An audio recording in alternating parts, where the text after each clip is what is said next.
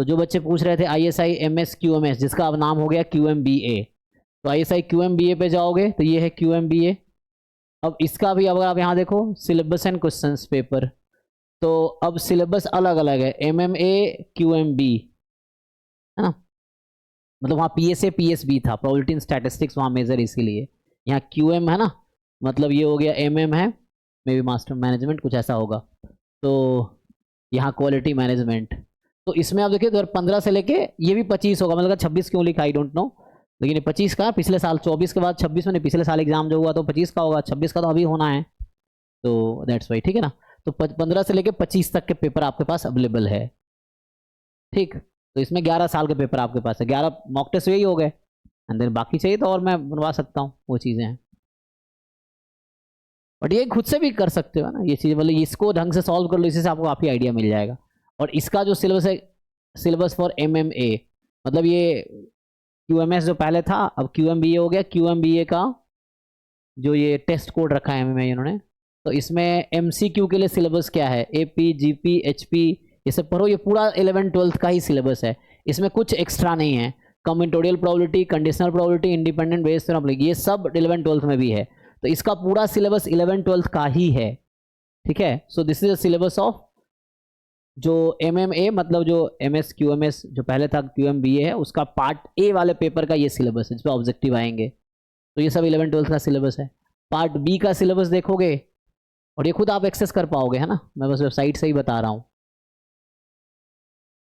ये आपका है QMB पार्ट का, है ना, अब QMBA का 26 के लिए ये भी 11-12 का ही होगा, थोड़ा देख लो एक्स्ट्रा क्या है। तो ये सेट थ्योरी APGP 11-12 है, linear algebra, vectors, matrices, matrix operation, determinant, system of equation, vector space, subspace, basis, dimension, rank, nullity, तो थोड़े से ये वाला पार्ट आपको लगेगा ग्रेजुएशन लेवल का है, बाकी 11-12 ही है यहाँ तक, तो ना, तो इसमें कुछ पार्ट आपको इसमें लगेगा ग्रेजुएशन लेवल का है, बाकी इसमें भी 11-12 के पार्ट है। मैट्रिसेस डिटरमिनेंट तो 11-12 में भी था, सिस्टम ऑफ इक्वेशन 11-12 में था, लेकिन थोड़ा सा इसका लेवल एबव है दैन 11-12, है ना।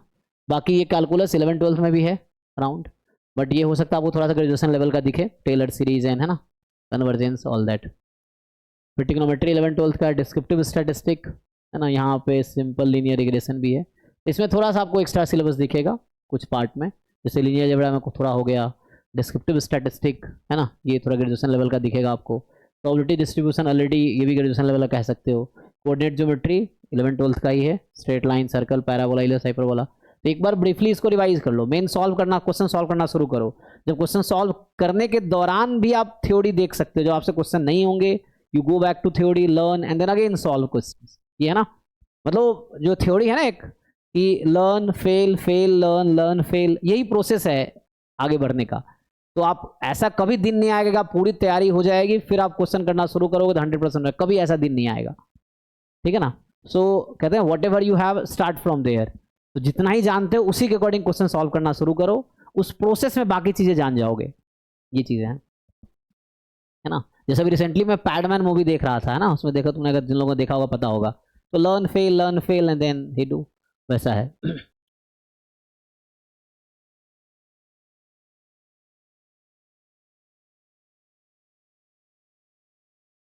सो ये है, ठीक है ना। बाकी पेपर का देख लो क्वेश्चन, तो ये सिलेबस यहाँ से देख लेना ठीक से। अब ये 25 वाला पेपर होगा, इसको अगर डाउनलोड करेंगे, या मे भी ये मॉक टेस्ट बना के रखा हो, मे भी, है ना, मुझे लगता है मॉक पेपर बना के रखा हो।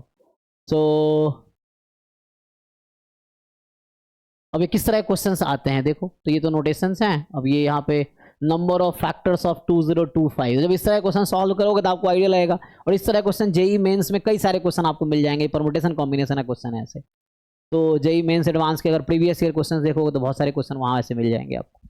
तो मेनली इस तरह क्वेश्चन कई सारे प्रैक्टिस कर लो तो आपको ये भी आ जाएगा। अभी मुश्किल लग रहा होगा, मैट्रिक्स है, इसका आइगन वैल्यू 1 है, तो बोल रहा है डिटर्मिनेंट क्या होगा ना, इस तरह से। तो ये इक्वेशन है, देन बोल रहा है कि sin 2x की वैल्यू बताओ इस इक्वेशन से। तो इस तरह से क्वेश्चन है, इसमें भी 30 क्वेश्चन होगा।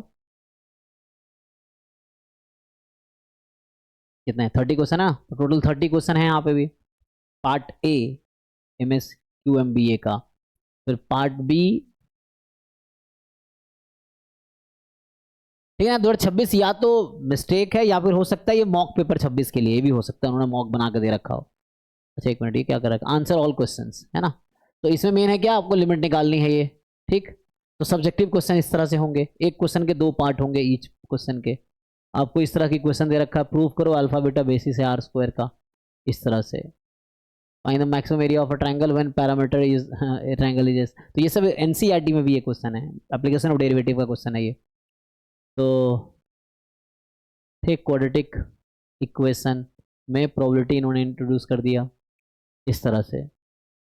तो इसमें भी टोटल 10 क्वेश्चन होगा, ईच क्वेश्चन में 2 पार्ट होंगे, 8 क्वेश्चन है। अच्छा इसमें 8 ही है, तो इसमें 8 क्वेश्चन आते हैं total, each question has 2 part, ठीक है। तो ये हो गया। तो यू हैव दिस, तो जो लोग इस एग्जाम के लिए तैयारी कर रहे हो MS QM BA के लिए, यू हैव दिस सिलेबस।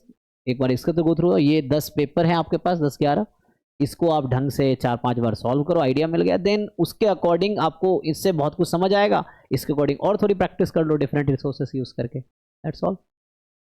ठीक है जी, और कुछ हेल्प चाहिए बताइए, इसमें और कुछ डिस्कस करना है? सर एमस्टेट्स जो है उसके लास्ट राउंड में सर उसका इंटरव्यू भी होता है। जी, इसमें भी होगा, सब में होता है, ISI का एडमिशन प्रोसेस वही है।